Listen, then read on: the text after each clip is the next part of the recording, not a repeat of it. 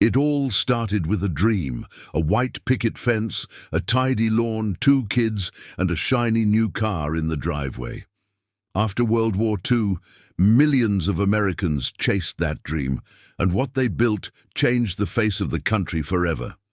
This is the real story behind the suburban boom, how a generation of soldiers, builders, and dreamers transformed open fields into the heart of American life. In 1945, the war ended, and more than 12 million soldiers came home. They were ready to start families, go to school, and build lives. But there was one big problem.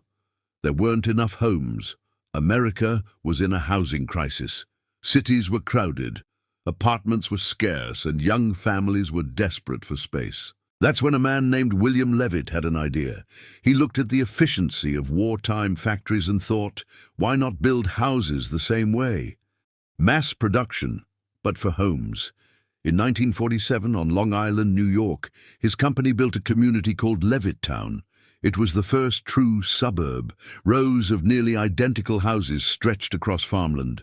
Each one had a modern kitchen, a washing machine, a yard, and a price tag that an average working family could actually afford. For around $8,000, about $100,000 today, you could buy the American dream. Levitt built up to 30 houses a day, each assembled like clockwork by specialized crews. Electricians, plumbers, painters. Each did their part, just like on an assembly line. Within 2 years, thousands of families had moved in, and a new way of living had begun. But it wasn't just Levittown. Across America, suburbs exploded. Builders copied the formula everywhere, in Pennsylvania, California, Illinois, and beyond.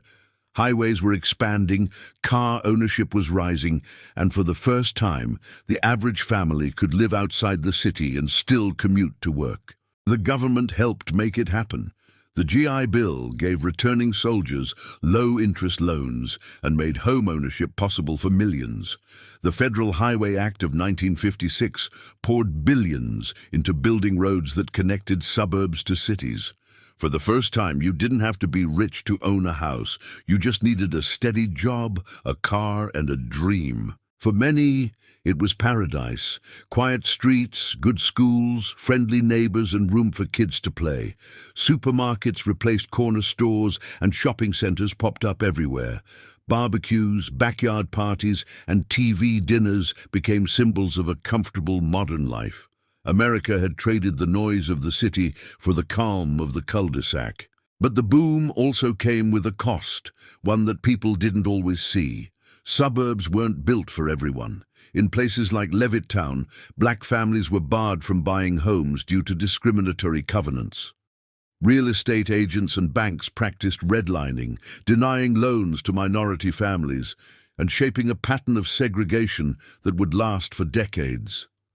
The same dream that lifted some Americans up shut others out. The suburbs also changed how people lived day to day.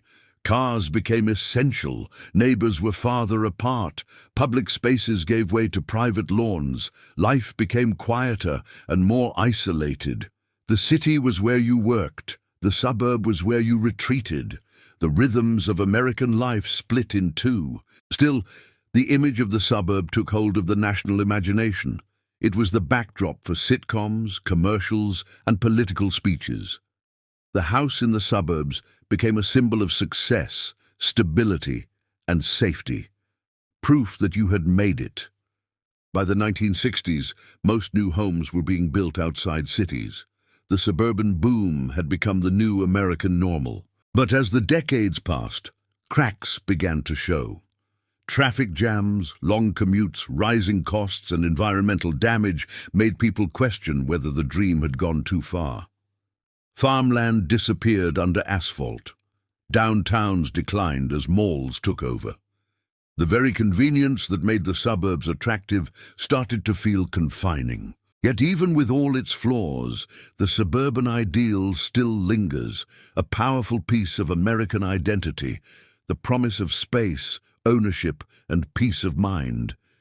The idea that a house, a yard, and a little distance from the chaos of the city could mean a better life. Today, suburbs are evolving again.